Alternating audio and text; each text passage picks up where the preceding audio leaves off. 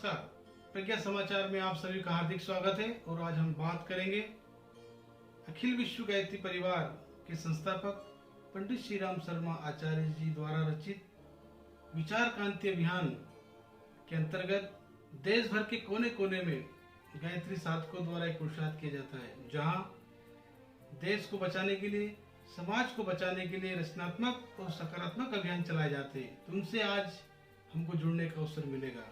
हम देखेंगे गायत्री परिवार के परिजन अपना तन मन और धन लगाकर किस प्रकार समाज को बचाने का कार्य कर रहे हैं। कई उनके अभियान, रक्त गंगा अभियान, नशा मुक्ति अभियान, शिक्षा, स्वास्थ्य, स्वावलंबन, ऐसे कई अभियानों से समाज को जोड़कर एक सकारात्मकता प्रदान करते हैं। तो आइए जुड़ते हैं हम खबरों से।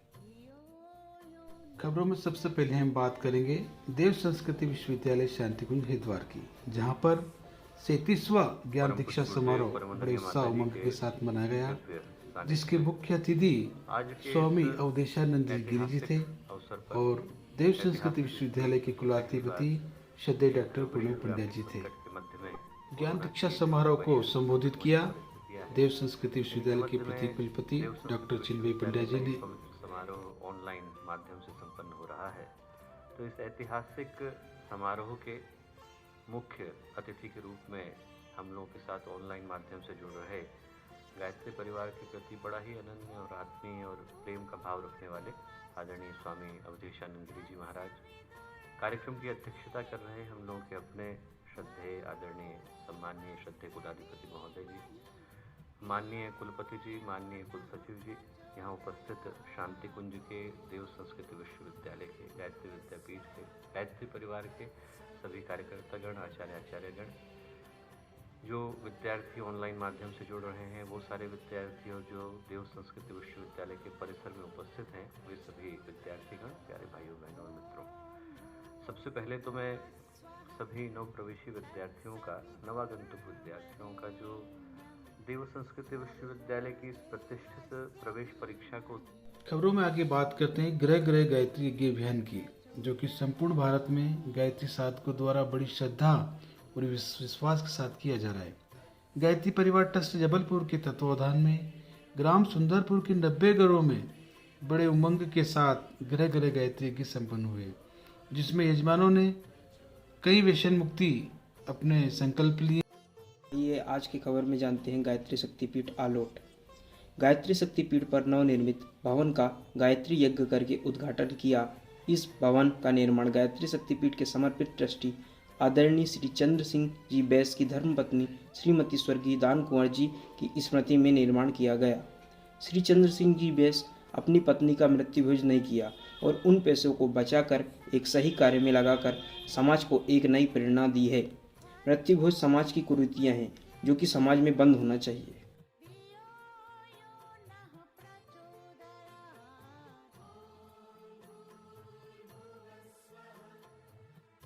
खबरों में आगे बात करते हैं हमारी भारतीय संस्कृति के 16 संस्कारों की। हमारे ऋषि मुनियों ने भी कहा है कि मानव जीवन में श्रेष्ठ संस्कारों से ही एक श्रेष्ठ व्यक्तित्व का जन्म होता है।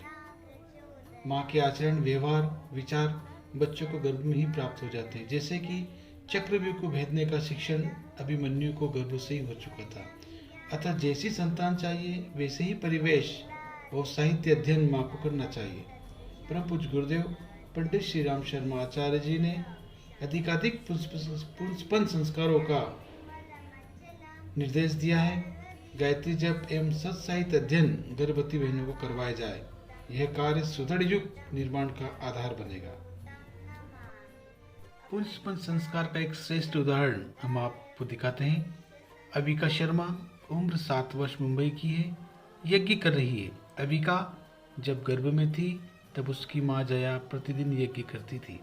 अविका को यज्ञ सीखने की जिद थी, इसके लिए कोरोना का समय नागपुर आई थी और 2 महीने में पूरी हिंदी पढ़ना लिखना सीख गई। अब यज्ञ की प्रैक्टिस कर रही है। आप देख सकते हैं इस बालिका को मात्र 7 वर्ष में ही कर्मकांड संस्कृत के श्लोक पूरी तरह से पढ़ रही है और बड़ी श्रद्धा से यज्ञ जैसे कार्य कर रही है।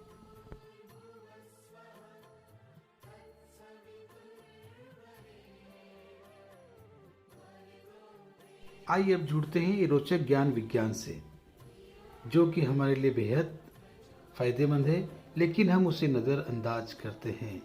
देखिए इस रिपोर्ट के माध्यम से। अपने मन को स्वस्थ बनाने के लिए दुनिया के लोग इन दिनों कौन सा नया तरीका अपना रहे हैं और इस तरीके का भारत से क्या कनेक्शन है। अपने मन को स्वस्थ रखने के लिए अब आपको मनोवैज्ञानिकों के पास नहीं बल्कि गाय के पास जाना चाहिए। हालांकि हमारे यहाँ ये फॉर्मूला बहुत पुराना है, लेकिन आप तो जानते हैं हमारे देश में हमारे पास जो मौजूद है हमने कभी उसका महत्व समझा नहीं है। यानी आपको अपने घर के आसपास की किसी गौशाला या किसी फार्म पर जाकर एक गाय को गले लगाना है और ऐसा करके आप अपने मन से उदासी या डिप्रेशन या स्ट्रेस को दूर कर सकते हैं। विदेशों में यह ट्रेंड बहुत लोकप्रिय हो रहा है आजकल और वहां इसे काउ कडलिंग के नाम से जाना जाता है, यानी गाय को गले लगाना। अमेरिका में कई डेयरी फार्म्स लोगों को काउ कडलिंग की सेवाएं आजकल दे रहे हैं और लोग वहां आते हैं दूर दूर से इन गायों को गले लगाने के लिए। गायों को गले से लगाने की सुविधा देने वाले फार्म मालिकों के मुताबिक गाय का हार्ट रेट इंसानों के मुकाबले थोड़ा कम होता है और उनके शरीर का तापमान थोड़ा ज्यादा होता है इंसानों से। ऐसे में जब कोई इंसान गाय को गले लगाता है तो ये दोनों ही स्थितियां उसके दिमाग को रिलैक्स कर देती हैं। मेडिटेशन यानी ध्यान के दौरान भी दिल की धड़कन धीमी हो जाती है और ऐसा ही गाय को प्यार से छूने या उसके साथ खेलने के दौरान भी होता है। हैं एक बड़ी सकारात्मक खबर से। 40 देशों में जीवन का हिस्सा बना गायत्री मंत्र और सूर्य नमस्कार। कुछ लोग धर्म संस्कृति के नाम पर मजहब की दीवारें खड़ी करते हैं, तो कुछ ऐसे भी होते हैं जो कि देश दुनिया के लिए विशाल कायम करते हैं। छोटे समय अंतराल में ही उस धर्म संस्कृति से जुड़ी चीज़ों से ऐसी सकारात्मक ऊर्जा महसूस करते हैं कि उन्हें अपने जीवन में आत्मसात कर लेते हैं। गायत्री मंत्र और सूर्य नमस्कार 40 देशों में ऐसे ही कुछ नागरिकों के जीवन का हिस्सा बन गया है, जिनमें निम्न देश हैं: Ghana, Tanzania, Mozambique, Malaysia, Iran, Kuwait, Iraq, Taiwan, Kazakhstan, Pakistan, चीन, Japan, Thailand, Mongolia, Afghanistan, Bangladesh, Sri Lanka, Bhutan, Nepal सहित करीब 40 देश शामिल हैं। गायत्री मंत्र जाप करने, हाथ जोड़कर अभिवादन करने और सूर्य नमस्कार करने वालों में मुस्लिम, ईसाई, बौद्ध सभी धर्म के लोग शामिल हैं। हारिए न हिम्मत। हम दूसरों को बरबस अपनी तरह विश्वास, मत, स्वभाव एवं नियमों के अनुसार कार्य करने और जीवन व्यतीत करने के लिए बाध्य करते हैं। दूसरों को बरबस सुधार डालने, अपने विचार या दृष्टिकोण को जबरदस्ती थोपने से न सुधार होता है, न आपका ही मन प्रसन्न होता है। यदि हम अमुक व्यक्ति को दबाए रखेंगे तो अवश्य परोक्ष रूप से हमारी उन्नति हो जाएगी।